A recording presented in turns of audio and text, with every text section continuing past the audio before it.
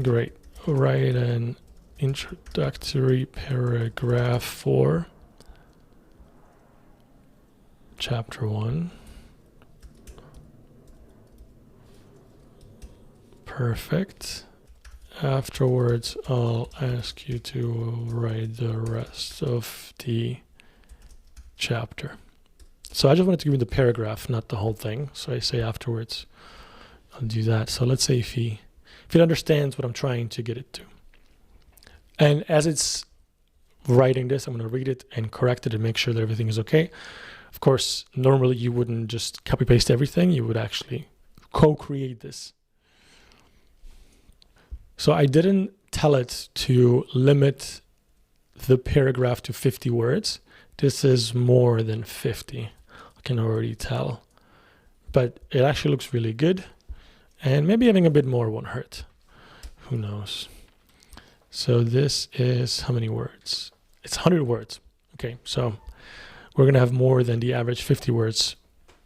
But that is okay with me. And so we will now, the following 5 paragraphs. Now write the 5 paragraphs for.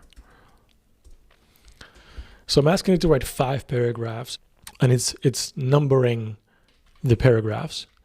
We're not going to use this numbering in the actual book, but it's good information for me to see how many paragraphs we have. So we wrote 5 paragraphs. That makes sense. It's actually, I would say, I'm no writer, but I'd say this is pretty good writing. As a reader, I would actually think this is interesting. Now let's see, how many words are there in total?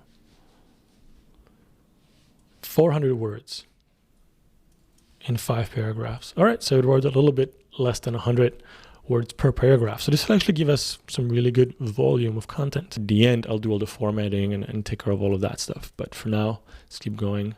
Great, now give me 5 paragraphs for historical context and development. Here we go. I guess the biggest problem with this, it's similar to what pilots have, is the pilot's gonna just sit there and autopilot does most of the work, so it's boring for most of the flight. I think most of the job is just for me reading what it writes. Obviously, if you're publishing a book, you would actually do the editing and be a lot more creative work. This is kind of just showcase of what is possible. But most of the time, I'm just going to sit back and read what it writes. It's actually a really good way to learn about a topic as well. If you can't find a book on a topic, well, hey, you can just make one. So does that give me history here and talking about milestones in the evolution of the LLMs. We're going to double check the facts. We're going to fact check just in case it's not giving me random answers and making things up. But here we go, the next 5 paragraphs on the historical context. Very good.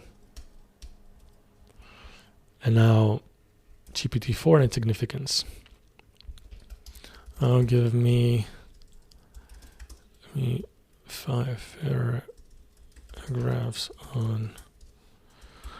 I guess we could introduce a little bit of variety as well. So, ask it to 3 paragraphs, ask it for examples, ask it for other stuff. We're going to try that out as well. I think in some of the later chapters, the current state of mental health or talking about the specific tools, I'm going to ask it examples and potential real life samples.